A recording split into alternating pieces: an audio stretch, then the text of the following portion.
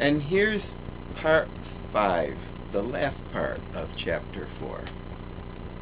"Will he always come when you call him?" she asked, almost in a whisper. "Aye, that he will. I've knowed him ever since he was a fledgling.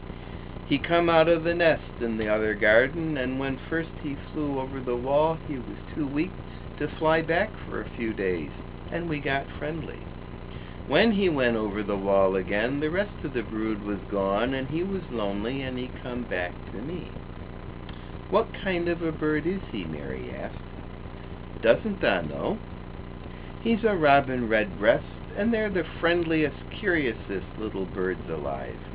They're almost as friendly as dogs if you know how to get on with 'em. Watch him pecking about there and looking round at us now and again. He knows we're talking about him." It was the queerest thing in the world to see the old fellow. He looked at the plump little scarlet waistcoated bird as if he were both proud and fond of him. "He's a conceited one," he chuckled. "He likes to hear folk talk about him. And curious?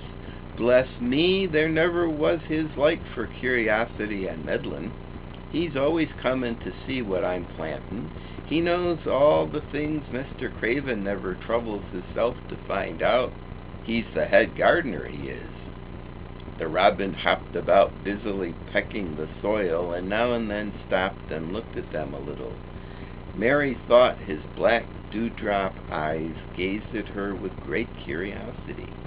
It really seemed as if he were finding out all about her. The queer feeling in her heart increased. "Where did the rest of the brood fly to?" she asked. "There's no knowin'. The old ones turn 'em out of their nest and make 'em fly, and they're scattered before you know it. This one was a known one, and he knew he was lonely." Mistress Mary went a step nearer to the robin and looked at him very hard. "I'm lonely," she said. She had not known before that this was one of the things which made her feel sour and cross. She seemed to find it out when the robin looked at her and she looked at the robin. The old gardener pushed his cap back on his bald head and stared at her a minute. "Art thou the little wench from India?" he asked. Mary nodded. "Then no wonder thou'rt lonely. Thou'lt be lonelier before thou's done," he said. He began to dig again, driving his spade deep into the rich black garden soil, while the robin hopped about very busily employed.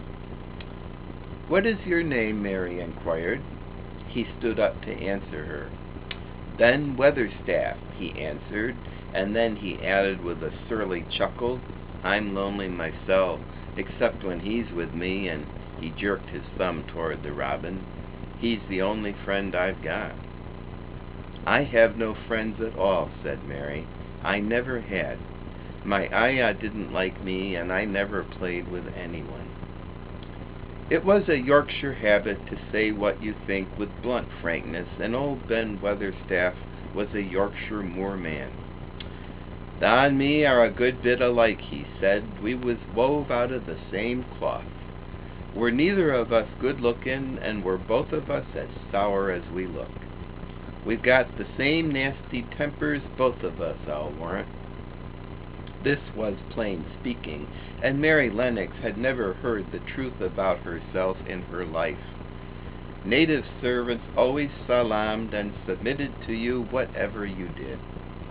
She had never thought much about her looks, but she wondered if she was as unattractive as Ben Weatherstaff, and she also wondered if she looked as sour as he had looked before the robin came.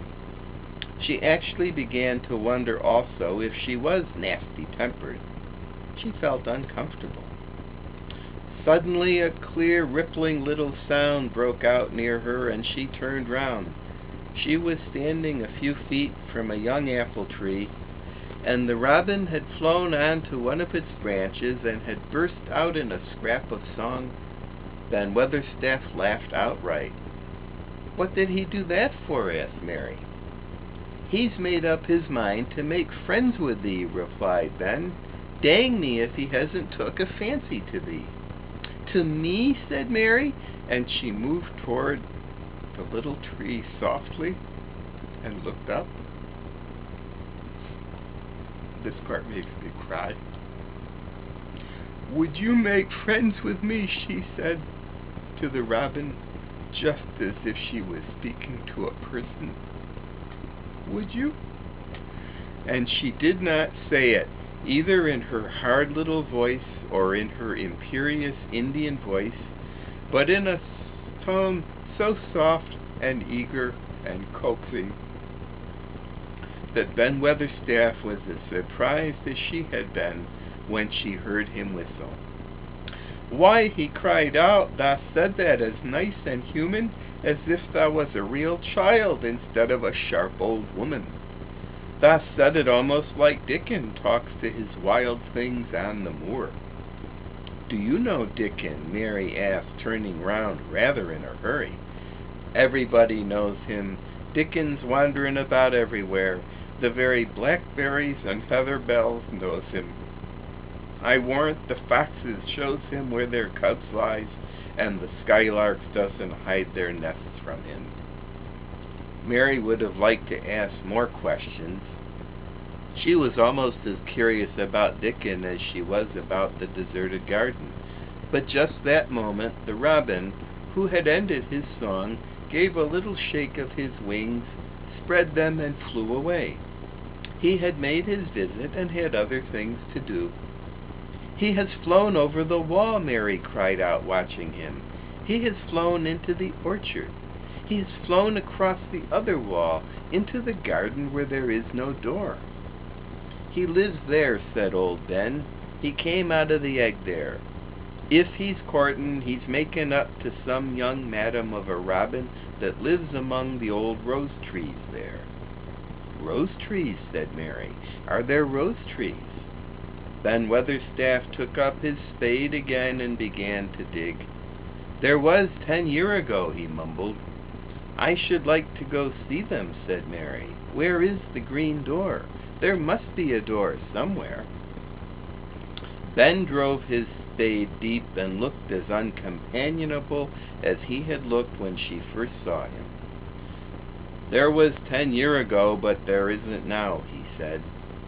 No door, cried Mary. There must be.